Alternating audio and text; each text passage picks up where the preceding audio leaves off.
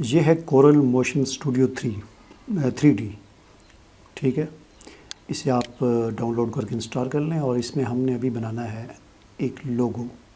सबसे पहले यहाँ पर आएँ और इस शेप पर आप क्लिक करें, ये आपके सामने आ जाएगी।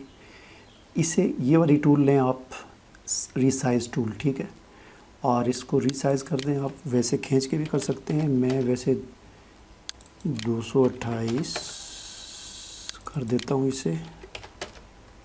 ठीक हो गया जनाब, तो ये इसका साइज़ सेलेक्ट हो गया। अब हमने यहाँ पर आना है, इन ये सब सेलेक्ट हुई है, इनको डीसेलेक्ट करना है।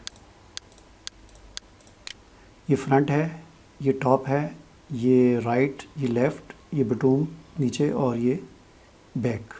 ठीक है, तो बाकी मैंने डीसेलेक्ट कर दिया सबको और ये फ्रंट सेलेक्ट है। उसके बाद अब इस फ्रंट पे हमने लोगो लगाना है। यहाँ पर आप जाएं और इस पर क्लिक करें। ठीक है, फ़ोल्डर ओपन करें।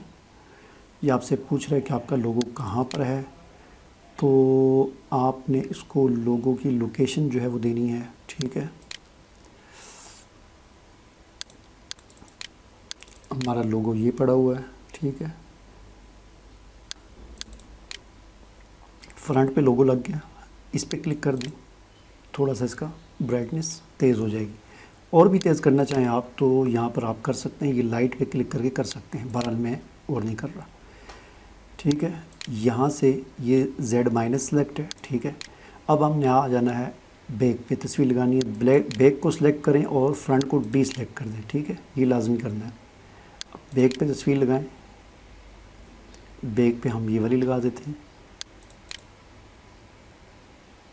अब हमने राइट पे लगानी है, राइट को सिलेक्ट करें और बैक को डीसेलेक्ट कर दें। अब ये वाली लगा देते हैं। ठीक है,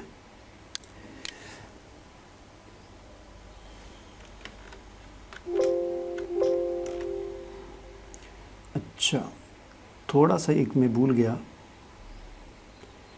कि जब हमने बैक पे तस्वीर लगाई थी तो यहाँ से इसको बैक को Z+ कर देना है। ठीक है, और जब हमने राइट पे तस्वीर लगाई थी तो राइट को हमने करना है X+। ठीक है, अब हमने लगानी है लेफ़्ट पे, तो लेफ़्ट पे लगाएं, ये वाली लगा देते हैं। 4 भी बना सकते हैं, 1 भी बना सकते हैं, आपकी मर्ज़ी। और इसे आपने कर देना है X-। ठीक है, ये है Z-, ये है Z+, राइट है X+ और लेफ़्ट है X-। ये यहाँ से आपने ज़रूर करना है। अब हम देखते हैं, इसको देखने के लिए आपने ये रोटेट टूल लेनी है। ठीक है, शिफ्ट दबा के आपने इसको रोटेट करना है। इस बात का आपने ख्याल करना है, शिफ्ट दबा के आपने इसको रोटेट करना है। ठीक है, ये तस्वीरें लग गई हैं। Ctrl+Z करता हूँ ताकि अपनी असली हालत में आ जाए। अब हमने इस पर ये डालना है कि ये इस तरह घूमे, तो ये नीचे आ जाए। इसके बाद आपने यहाँ नीचे आ जाना है, ये 90 लिखा हुआ है, इसको आपने 400 कर देना है। ठीक है, 400, 400 कर दिया मैंने। यहाँ से लाकर इसको मैं चाहता हूँ कि 50 तक, 50 तक ये इसी तरह रहें। 50 पे लाकर आपने यहाँ पर एक ऐड की कर देनी है। ठीक है, की ऐड हो गई। अब इसे हमने लेके जाना है 350 पे।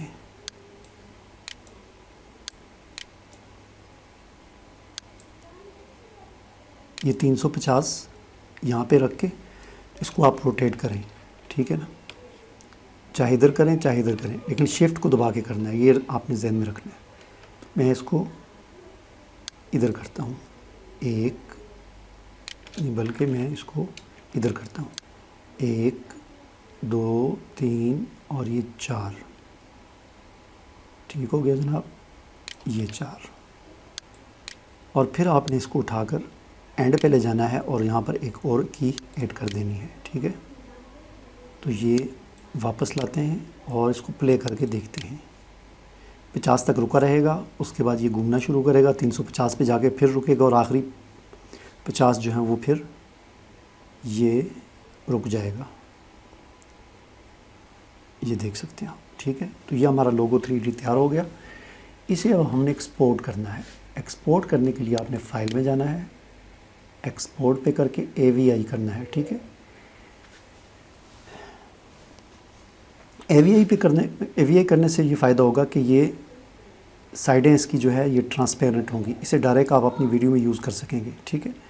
और अगर आप चाहते हैं कि इसके पीछे हमने ग्रीन वो लगाना है पहले और उस तरह हमने करना है, तो उसके लिए फिर आपने यहाँ पे जाना है, ये बैकग्राउंड में जाना है और बैकग्राउंड का ये ब्लैक है कलर, आपने यहाँ से इसको ग्रीन दे देना है और फिर आपने फ़ाइल में जाकर इसको क्रिएट वीडियो फाइल करना है। फिर आपने एक्सपोर्ट नहीं करना, फिर आपने वीडियो फाइल उसको करना है, तो ये वीडियो फाइल आपकी बन जाएगी और अपनी वीडियो में आपने ग्रीन स्क्रीन उड़ा देनी है, ठीक है।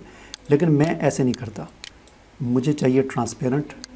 मैं फ़ाइल में जाऊंगा, एक्सपोर्ट पे जाके AVI पे क्लिक करूंगा और ये पूछ रहा है कहाँ पर सेव करना है, तो मैं इसे सेव करूंगा, तो मैं इसे यहाँ पर सेव कर दूंगा 3D लोगो के नाम से। ओके करूंगा तो ये देखें आप, इसकी 3D लोगो बन रहा है।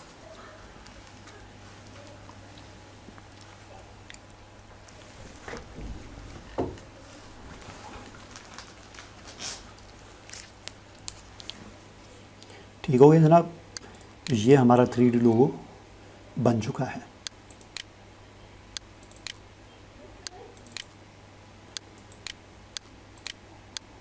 ये आप देख सकते हैं।